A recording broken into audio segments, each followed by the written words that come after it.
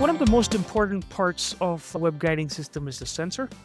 It is important because what you can't measure, you can't control. So if you have a poor sensor and you're not able to measure the position properly, then there's no way that we can get the accuracy that we need. In terms of sensor terminologies, range, resolution, accuracy, linearity, those are some things that you would see. Type of sensors, infrared, optical, ultrasonic, air, type of things that you're trying to look for in terms of web position. Are you trying to look at edge of a web? Are you trying to look for a line on the web or a contrasting feature on the web? How fast can the sensor measure? Older ultrasonic sensors have issues with past line changes. You can't have the web too close to the ultrasonic emitter because it might reflect the sound waves in a way that doesn't provide an accurate measurement. And then temperature drift, again, ultrasonic sensors can have issues with temperature drift when we have the piezoelectric crystal frequency changes. And then what kind of a signal output that you get from the sensor. Range of a sensor is the maximum lateral displacement the sensor can measure. Most often for web guiding applications, range is not that important just because of the fact that you're controlling, you're going to bring it in. But it does become critical when you have web width changes and things like that. Most often, range is like how much change in the lateral position that you can measure with the sensor. Resolution is the minimum lateral position change that the sensor can see. So if you want to guide a web to 5,000ths of inch, then you better have a sensor that can have 4x or 2x higher resolution than the guiding accuracy. Accuracy is an indication of how close the sensor measurement is to the real measurement. This becomes important for certain types of sensors affected by materials properties like opacity, porosity, and things like that.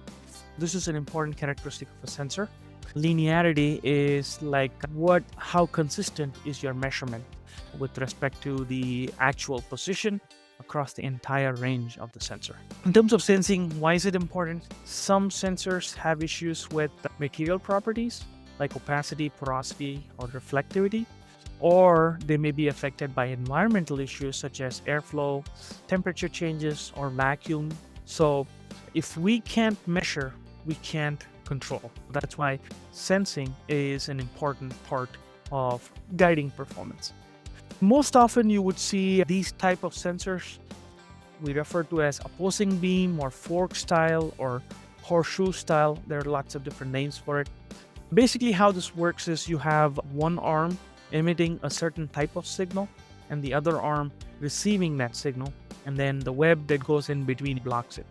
It's a simple technology, sensing principle, and it works well for a lot of different cases.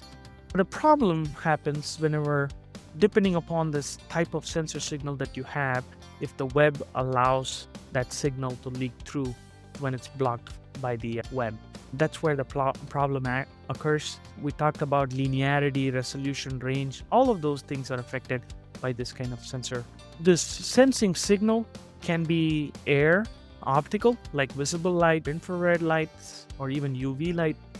It could also be sound, like ultrasonic. It really doesn't matter.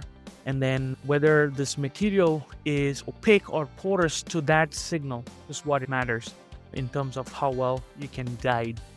Often manufacturers recommend different sensors for different materials and conditions. So you will have a plethora of sensing technologies out there.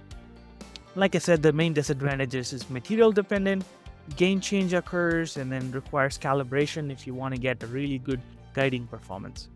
There are other sensor technologies out there like ours, which are not affected by material properties and some of the environmental conditions.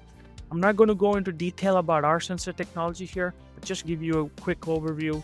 It's basically a high accuracy, direct measurement or absolute measurement.